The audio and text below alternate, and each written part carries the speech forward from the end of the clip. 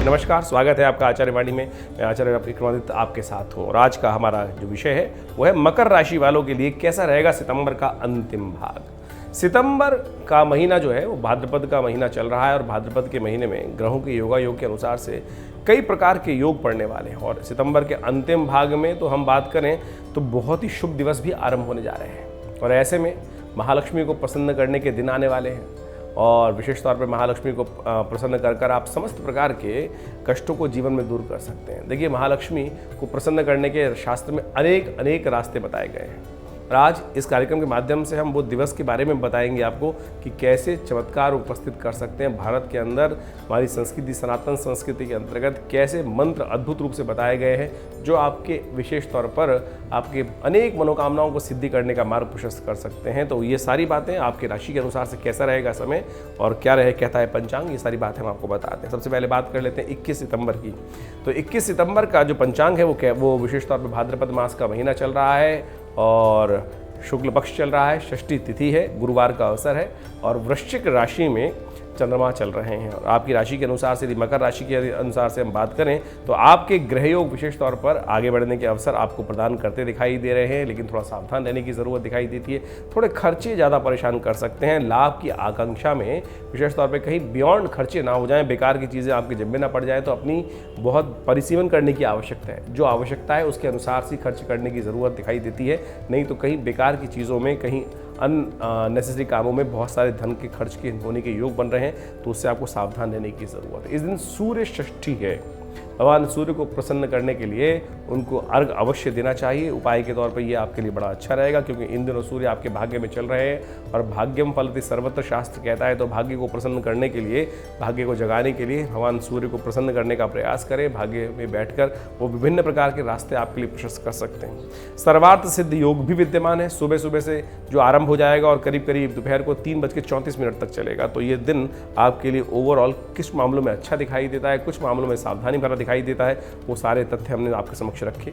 22 तारीख की बात करते हैं। 22 सितंबर को ग्रहों का योगा योग भी जान लीजिए और साथ साथ पंचांग भी जान लीजिए। सबसे पहले 22 तारीख के ग्रह योग के अनुसार से, पंचांग के अनुसार से सप्तमी तिथि है, शुक्रवार का अवसर है और चंद्रमा का परिवर्तन होने के योग हैं। चंद्रमा जो है वो आपके 12वें भाव में जाने वाले हैं आपकी राशि के अनुसार से। ये आपके खर्चे बढ़ाएंगे और विशेष तौर पर धन आने और जाने दोनों के योग दिखाई देते हैं। चंद्रमा के साथ बैठकर विशेष तौर पर बृहस्पति गजकेसरी योग तो बनाता है, लेकिन धन आने के साथ साथ जाने के रास्ते भी प्रबल रूप से दिखाई देते हैं। तो विशेष तौर पे अननेसेसरी काम ना करें, जुर्माने वाले काम ना करें, जिसमें भी हल्की सी भी आपको भनक दिखाई देती है कि यहाँ ये रास्ता रूल के अनुसार से ठीक नहीं है, तो वहाँ मत चलेगा, आप फंस सकते हैं, पकड़े जा सकते हैं। तो इन सब चीज़ों को सावधान रहते हुए कार्य करने का आपको प्रयास करना चाहिए, तो आपके लिए अच्छा रहेगा। तो इन सब सिद्धांतों को समझते हुए कार्य करेंगे तो अच्छे जीवन में आगे बढ़ने के योग बन सकते हैं। तो सुबह का समय आपके लिए थोड़ा अच्छा दिखाई देता है, लेकिन दोपहर जैसे से आगे बढ़ेगी उसके बाद थोड़े खर्चे बढ़ने के योग दिखाई देते हैं। तो एक काम करें, इस दिन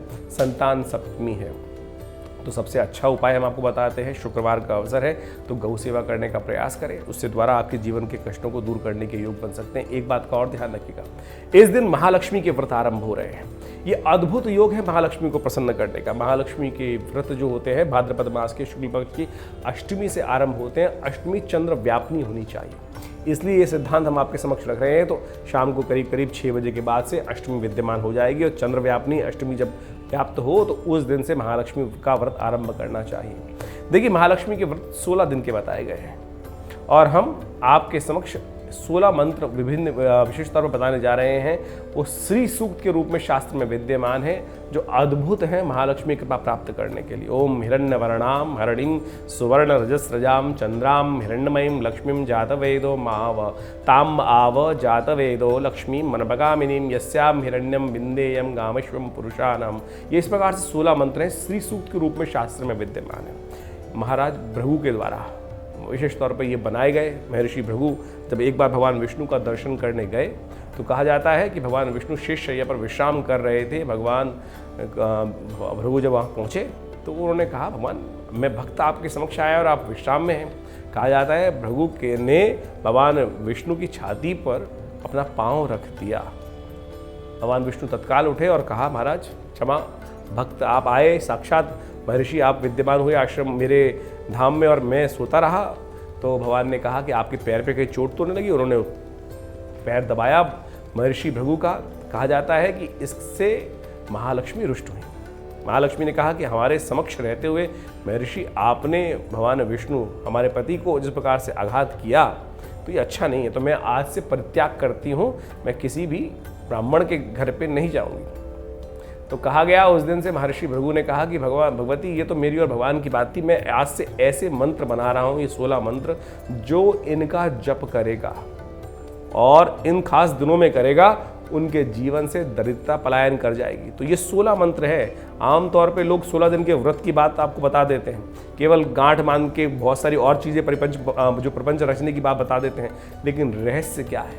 जो इन 16 दिनों में नित्यपति इन 16 मंत्रों से भगवती को प्रसन्न करने के लिए यज्ञ अनुष्ठान करते हैं, 16 दिन तक चलता है ये अनुष्ठान, उनके जीवन में महालक्ष्मी कृपा करने के लिए बाध्य हो जाती हैं। ये शास्त्र के अनुसार से मान लीजिए। और आप सब इस सुंदर तरीके से कर जिसने भी किया जब भी किया उसके ऊपर महालक्ष्मी कृपा हुई, तो आप भी शास्त्र की बात समझकर इसको नित्यप्रति आरंभ कर दीजिए। ये चमत्कारिक मंत्र दिन आरंभ हो रहे हैं, कल्याण करने के योग बनेंगे। 23 तारीख की हम बात कर ले तो 23 तारीख को अष्टमी का अवसर है, शनिवार का उस दिन योग चल रहा है और ग्रहों का योगायोग आपके लिए जो दिखा रहा है वो थोड़े खर्चे बढ़ाते दिखाई दे रहा है। इसलिए कोशिश करें, जो भी काम करने का प्रयास करें, गाड़ी चलाएं, घोड़ा चढ़ाएं, जिस भी चलाएं या कोई भी कार्य कर रहे हैं, हर चीज़ में बहुत सोच विचार कर ही कार्य करने की ज़रूरत है। लाभ के अवसर आएंगे, लेकिन साथ साथ कुछ थोड़ा हाथ से धन निकलने के योग भी बनते दिखाई दे रहे हैं। राधाष्टमी है, कोशिश ये करें और शनिवार का अवसर है तो ऐसे में पीपल के पेड़ के पास जाकर एक दिया प्रज्वलित करें, शनि प्रसन्न होंगे, कष्ट दूर करने के योग बनेंगे।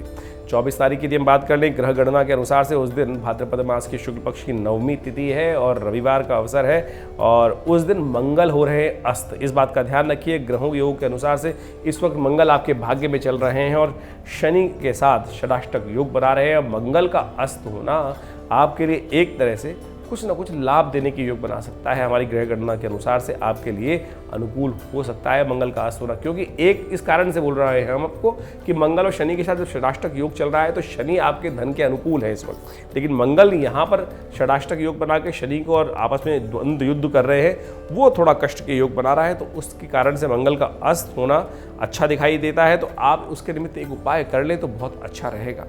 हनुमान चालीसा का पाठ नित्य प्रति करने का प्रयास कीजिए, वो परिवर्तन का योग बना सकता है। सर्वार्थ सिद्ध योग भी आज विद्यमान है, जो विशेष तौर पर 1:14 से आरंभ हो जाएगा। तो उसके बाद कोई नया कार्य आरंभ करना है तो उसका लाभ आप ले सकते हैं। वहीं 25 तारीख की यदि हम बात करें तो उस दिन दशमी तिथि है, सोमवार का अवसर है और साथ साथ एकादशी भी उस दिन विद्यमान है। दशमी और एकादशी का संयुक्त रूप से योग बन गया है, एकादशी क्षय हो गई है, तो सोमवार का अवसर है। ग्रहों का योगायोग आपके लिए अनुकूल बन रहा है, कुछ ना कुछ आगे बढ़ने के अवसर, कुछ ना कुछ आपके स्वभाव से परिवर्तन का योग, लाभ का योग बन सकता है, लेकिन फिर भी थोड़ा सा संयम के साथ काम लेने की ज़रूरत है। थोड़ा संयम के साथ काम करने का प्रयास करेंगे तो बहुत सुंदर से लाभ होगा। चावल का दान करें और विशेष तौर पर व्रत रखें। एकादशी का व्रत शास्त्र में बड़ा प्रशस्त बताया गया है, इस कलिकाल में समस्त प्रकार के मनोरथों को सिद्ध करने वाला है। वहीं 26 तारीख की यदि बात करें तो उस दिन द्वादशी है और साथ साथ मंगलवार का शुभ अवसर पड़ रहा है। कुंभ राशि में चंद्रमा का परिवर्तन भी होने के योग दिखाई देते हैं, लेकिन दिन में चंद्रमा मकर राशि में ही रहेंगे, वो आपके लिए बड़ा अनुकूल रहेगा। आपके लिए आगे बढ़ने के अवसर बनते दिखाई दे रहे हैं। शुक्र के साथ सप्तम भाव में चंद्रमा का योग जो है वो धन लाभ के योग बनाता है और आगे बढ़ने के योग बना सकते। इस दिन वामन जयंती है, भगवान वामन का अवतरण हुआ।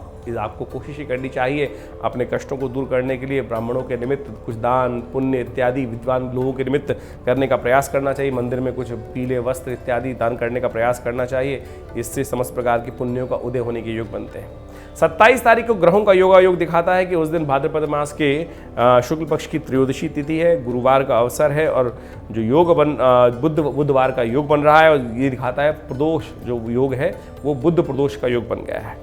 साथ साथ रवि योग भी विद्यमान है, सुबह 7:10 से लेकर जो शाम के 6:56 तक रहेगा। तो नया कार्य आरंभ करने के लिए अच्छा योग बनता दिखाई दे रहा है, इसका पूर्ण लाभ आप ले सकते हैं। बुध प्रदोष समस्त प्रकार के बुद्धि संबंधित कार्यों को लिए आपके व्यवसाय को आगे बढ़ाने के लिए बड़ी सुंदर तिथि बनती है। तो इस दिन विशेष तौर पे भगवान शंकर का अभिषेक शाम के समय यदि बिल्वपत्र के द्वारा बिल्वपत्र को अर्पित करते हुए किया जाए तो कहा जाता है भगवान की की कृपा से बहुत सारे कष्ट दूर होने के योग बन जाते हैं। कई कार्यों में यदि विघ्न आ रहा है, अननेसेसरी के लोग सब सपोर्ट नहीं कर रहे हैं, आपसे लोगों के संबंध विच्छेद होते चले जा रहे हैं, तो रुद्राष्टध्यायी का पाठ करते हुए बिल्वपत्र भगवान को यदि अर्पित किए जाए तो मनोकामना सिद्धि के अद्भुत योग बनते हैं। इसका लाभ भी मिलता है। ग्रह का योगा योग दिखा रहा है, कुंभ में चंद्रमा चल रहे हैं शनि के साथ, और ये आपके लिए एक अच्छा योग बन रहा है, आपके लिए आगे बढ़ने के योग बन सकते हैं। ऐसे में अपनी माता जी का आशीर्वाद देते हुए कार्य करने का प्रयास करें।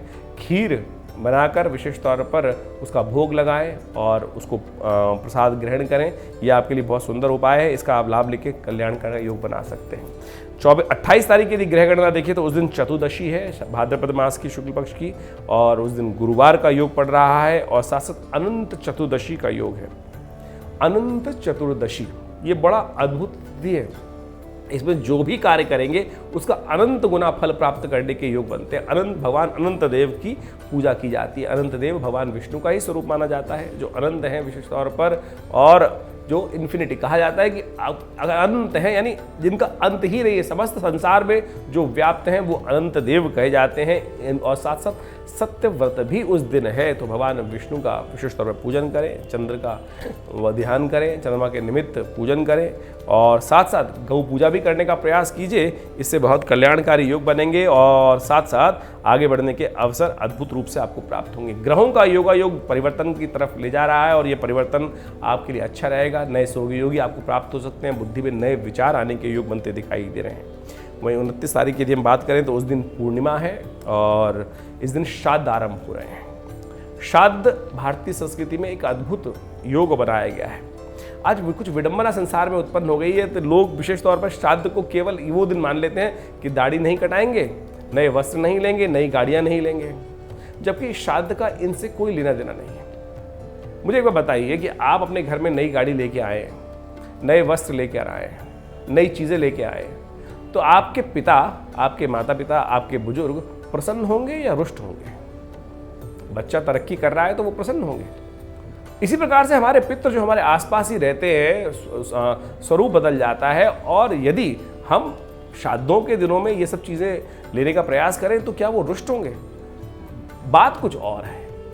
बात संयम की कही गई थी कि संयमित रहने का प्रयास करना चाहिए, अपने पितरों के निमित्त गायत्री का जप करना चाहिए, विधान करने चाहिए, लेकिन वो सब तो हो गए बंद। श्राद्ध करना हमने केवल एक संस्कार के तौर पर रह गया। बहुत सारे लोग तो उसकी व्यवस्था भी नहीं कर पाते हैं, विधि नहीं जानते हैं, तर्पण करना भूल गए, वो सब नहीं किया, लेकिन केवल दाढ़ी नहीं बढ़ाई और जी श्राद्ध चल रहे हैं, नई गाड़ी मत खरीदना, ये ना करना, ऐसा मत करना, नए वस्त्र ना करना। तो ये बात सब पर ये जो विशेष तौर पर पता नहीं कहाँ से हमारे संस्कृति में उदय होनी शुरू हो गई। तो इसका वास्तविक अर्थ मैंने आपको बड़े संक्षिप्त रूप में समझाने का प्रयास किया। इसके ऊपर अलग से कार्यक्रम बनाएंगे।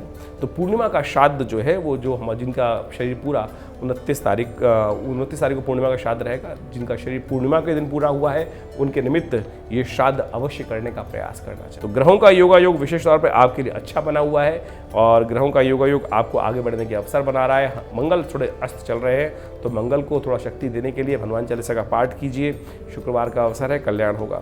वहीं 30 तारीख की प्रतिपदा का योग है। 30 तारीख को विशेष तौर पर आश्विन मास आरंभ हो रहा है, कृष्ण पक्ष की प्रतिपदा तिथि रहेगी, शनिवार का अवसर है, और इस दिन 2 श्राद्ध एक साथ होंगे, प्रतिपदा का श्राद्ध और द्वितीया का श्राद्ध।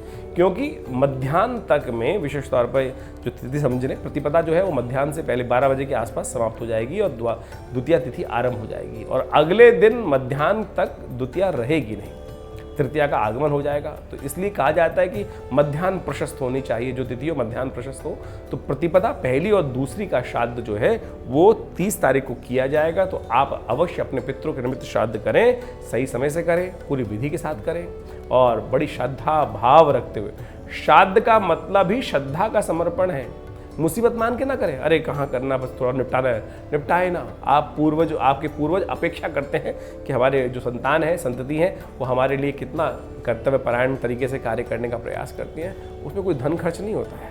जल दें, थोड़ा जल हाथ में लेकर अपने पितरों के निमित्त तर्पण करें, थोड़ा तिल डाल लीजिए, थोड़ा जौ डाल लीजिए, और विशेष तौर पर मंत्र जप करते हुए तर्पयन्ताम तस्यै सुधा तस्यै सुधा। यदि स्त्री है तो तस्यै सुधा, पुरुष है तो तस्मै सुधा। इस मंत्र का जप करते हुए अपने पितरों को तर्पण करें। देखिए उनका आशीर्वाद आपको मिलेगा। ग्रह योग आपके लिए अच्छे हैं, आपके अनुकूल हैं, आगे बढ़ने के योग आपके बड़े प्रशस्त रूप से दिखाई देते हैं, लेकिन फालतू के कामों में लोग आपको फंसा सकते हैं, तो इस बात का ध्यान रखें। अपने से अपने काम जो है वही ज़रूरी काम करने का आपको प्रयास करना चाहिए। जगत के काम से थोड़ा बचने का प्रयास करना चाहिए, नहीं तो स्वार्थी लोग आपको अपने कामों के प्रति फंसाकर आपसे लाभ ले लेंगे और आपको ठन ठन गोपाल स्थिति बन जाएगी। तो इस बात का ध्यान रखते हुए कार्य करना चाहिए। ग्रहों का योग क्या है आपके लिए, ये सब हमने आपको बताया। सबसे शुद्ध तो यही है कि घर में ब्राह्मणों को बुलाकर बहुत अच्छे से उनका भोजन कराएं, तर्पण करें, अपने पितरों के निमित्त थोड़ा गायत्री का यज्ञ कर लें, फिर गऊ का ग्रास निकालें, श्वान का ग्रास निकालें। गऊ ग्रास के साथ साथ विशेष तौर पर काक बलि इत्यादि जो शास्त्र में प्रशस्त है वो सब अवश्य विधि के अनुसार से करने का आपको प्रयास करना चाहिए। धन्यवाद।